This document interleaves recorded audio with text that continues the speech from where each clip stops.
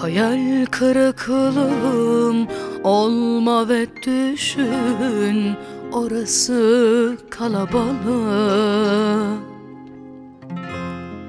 İçim dışımdan yorgun ve halsizim, bitsin bu saçmalık. Bir yaz günü başlamıştı oysa, bu nasıl ayrılık? Nefretle tükendi, yalanlar aldandı.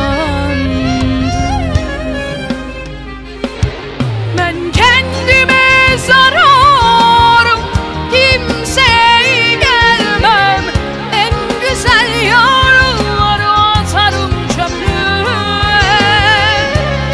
Sağanak yağmurlar var kalbimde, her daim güneşimi arar. Ben kendime zararım,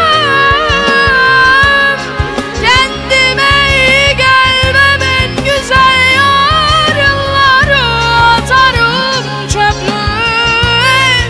Sağanak yağmurlar var kalbimde, her daim güneşimi arar.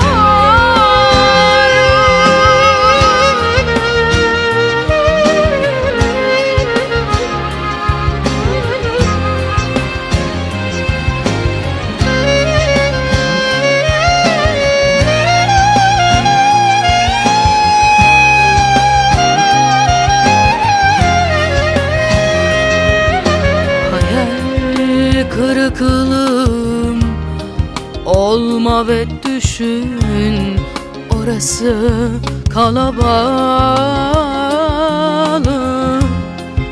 İçim dışımdan yorgun ve halsizim, bitsin bu saçmalık.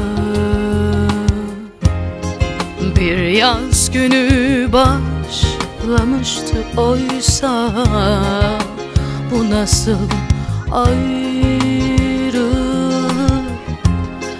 Nefretle tükendi, yalanlara aldandı.